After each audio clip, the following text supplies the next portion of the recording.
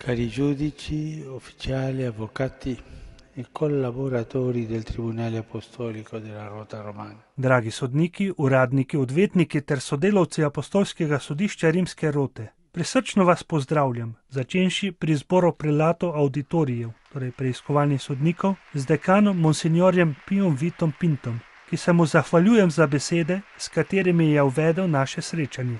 Voščim vam vse dobro za sodno leto, ki ga danes začenjamo. Ob tej priložnosti bi rad razmišljal o človeškem in kulturnem kontekstu, v katerem se oblikuje zakonski namen.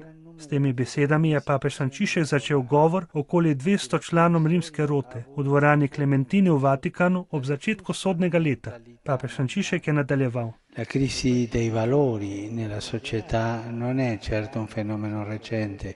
Kriza vrednot v družbi gotovo ni nov pojav. Blaženi Pavel VI je že pred 40 leti, ko je nagovoril rimsko roto, ožigosal bolezni modernega človeka, ranjenega sistematičnim relativizmom, ki ga sili v lahke situacijske demagoške modne izbire, podvržene strastem, uživanju sebičnosti, in tako skuša od zunaj izpodbijati veličastnost zakonov, ter od znotraj, skoraj neopazno, nadomešča primat moralne vesti s kapricami psihološke vesti.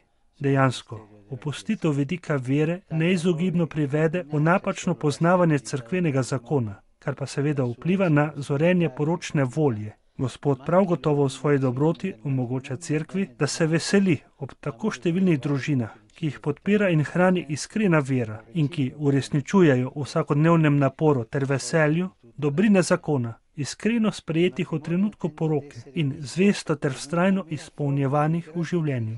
Cerkev pa pozna tudi trpljenje številnih družinskih jeder, ki se razkrojijo ter pustijo za sabo potrtijo čustvenih odnosov, načrtov skupnega pričakovanja. Sodnik je poklican pripraviti sodno analizo, ko obstaja dvom o veljavnosti zakona in ugotoviti, ali je pri vzroku privolitve kakšna nepravilnost.